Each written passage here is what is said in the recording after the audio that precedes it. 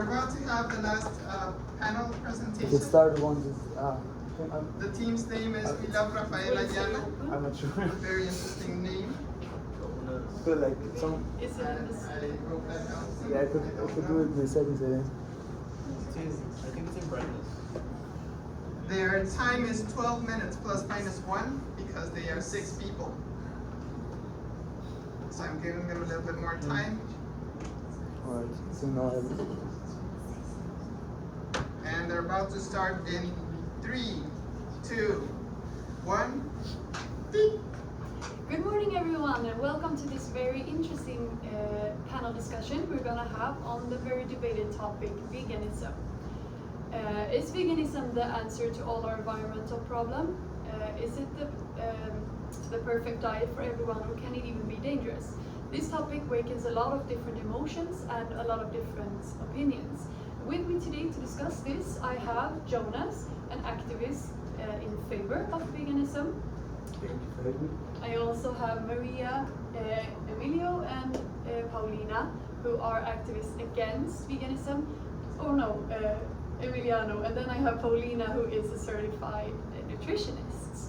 Welcome everyone, and thank you for coming here. So I'm going to start with you, Jonas, and I'm going to start with a very interesting and easy question. Are you a vegan yourself? Yes, I'm since 5 years vegan. I'm as well like an activist, since 3 years, actively engaging into veganism activism. So yes. Yes, now that we have that cleared for everyone to know, I want to ask you, what are the arguments in favor of veganism? Well, firstly, I think we have a structural problem when discussing veganism. We treat it like an option, like a consumer choice, which it actually not is. I could as well go this pathway and argument in ways the debate is argumented normally. I mean, veganism is way more healthier, as well it's just more superior to not use and abuse any animals. But I think this whole debate renders completely unimportant, because we have to remember that veganism really is the only way we can stop and combat climate change, and therefore preserve our environment. So it's not a choice of what you like, but it's a choice of survival, basically. Now let me provide you with some numbers. The livestock farming sector is one of the globally biggest contributors to climate change. 75% of all methane emissions are from the sector. 15% of all greenhouse gas emissions are stemming from the sector. So in comparison, all public, private and business traffic globally accounts for less than 10% of greenhouse gas emissions. So I don't know if you know the magical number 1.5, but if our global median temperature is going to rise by 1.5 degrees more, we will reach the point of no return. It's meaning if our globe is reaching 2030 this temperature, we cannot stop climate change anymore. So we have to get this number down significantly. And what is causing this temperature rise? Right, greenhouse gas emissions. So now you might ask, why should we go vegan and therefore stop livestock farming? I mean, there are a lot of other industries available which you could like decrease or like demolish instead to get these emissions down. But firstly, if you would stop livestock farming and go vegan, there would be directly an alternative of food consumption available, namely veganism, which is a diet proven to be healthy and as well to function. And secondly, there's the concept of greenizing. So for example, the whole car industry could undergo a process of greenizing. That meaning you could adapt the technology in ways that like the fabric plants, the construction plants and the cars run with green energy and therefore would like produce less emissions. So this concept of greenizing is adaptable for the majority of industries, although not for the green or for the livestock farming sector. Why? I mean, a cow is a cow, a pig is a pig, a chicken is a chicken, and the chicken cannot run on green energy. There's no way you can adopt an animal or technologically adapt an animal that is releasing less emissions. It's just not possible. So therefore I think the veganism is the most quick, most easy and most decisive way to combat climate change and therefore preserve our environment, because climate change really is the most important topic our world is facing today. Thank you. Thank you very much, Jonas. Those are very interesting arguments. Maria, I want to ask you, do you agree with Jonas, or what do you have to say? Well, personally, I understand why people go vegan, especially for the environment. But something that is not often talked about is that a lot of very popular vegan foods, such as avocados, quinoa, and a lot of tropical nuts and stuff are often shipped, and increasing all of that clean activity can also increase the carbon footprint that we use, that also affects our environment. So it's not often as eco-friendly as we think it is, veganism. And also I think a lot of the protein nutrients that can only be found in animal-made products or animal products are very important for our health. At the end of the day, humans are omnivores, we're not herbivores. So I think that's just biology. We need animal products to survive. Understand. Interesting take on the topic. I want to ask you, Emilio, what do you have to say?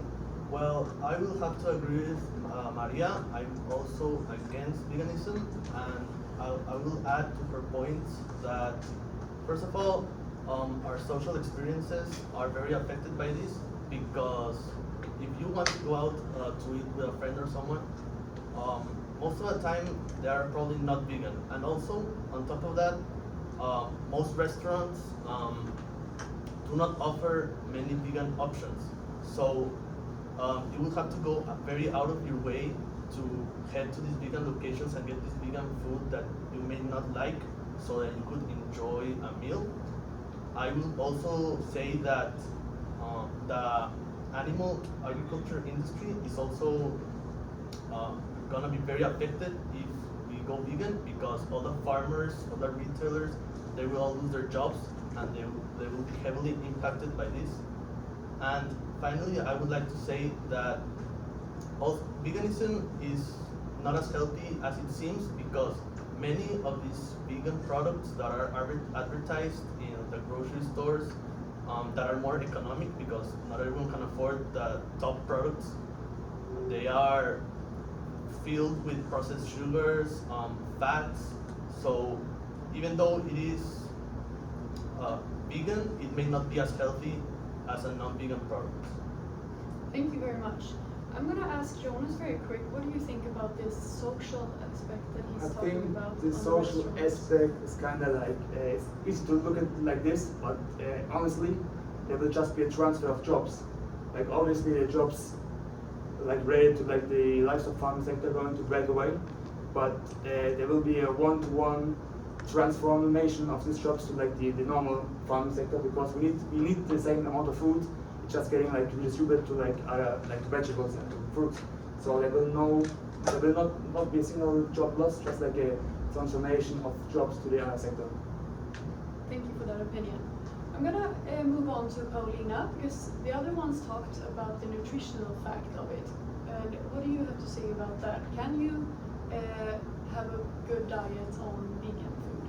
Well, in my 3 years of experience as a nutritionist, I have seen that most vegan diets are recommended to people whose goal is to lose fat, to better their cardiac rhythm, and even try to handle certain types of cancer, such as colon cancer.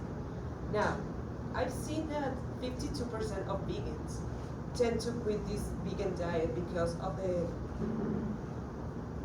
the absence of certain vitamins, such as vitamin B12 and omega-3, common vitamins found in meat and animal products. Now, I'm not saying that going vegan is bad.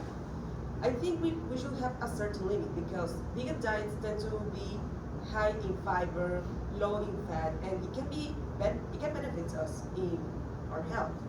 Now, something that I can recommend is that not going all vegan, but going more in a only limit yourself in not eating red meats, but still consuming fish, still consuming eggs, since there are some important vitamins that we need to survive, as well as those that 50% of vegans that tend to quit.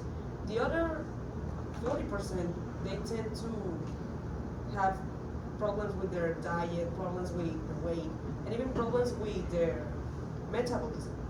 Therefore, I think yes, we can adopt a vegan diet, but we should regulate it in order to not present problems in the future.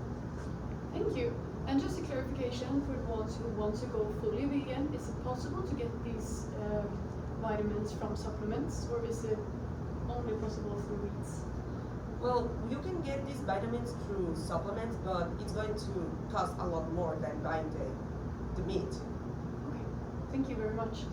Moving on to the last person, Emiliano. What are your arguments against? Well, first of all, I would like to say that nowadays it's very hard for people to go vegan, as there are many places where there are food deserts and low-income communities where it's very hard to obtain these nutritious supplements you're actually talking about. Therefore, they would have to resort from imported food, and this would actually, as Maria said, rise the carbon footprint of this population. Also, let's not forget about the economical side, where all these agriculture farm industries, which provide livelihood to to millions of people around the world. So I think veganism has indeed an impact negatively on the economy and also on the ecosystem. Thank you for those opinions. If anyone doesn't have any more to say, I'm gonna end this discussion here. And I think it's safe to say that it's still a very debated topic that is hard to solve, and it's up to every person what decision they are making. If they want to make this decision for the animals, I think it's safe to say that it's the better option for the animals. But for the nutritionist factors, there are some counter arguments against. Thank you all in the audience for coming here to listen to us, and hope you come back for the next discussion. Thank you very much. Very good. That was 11 minutes, 42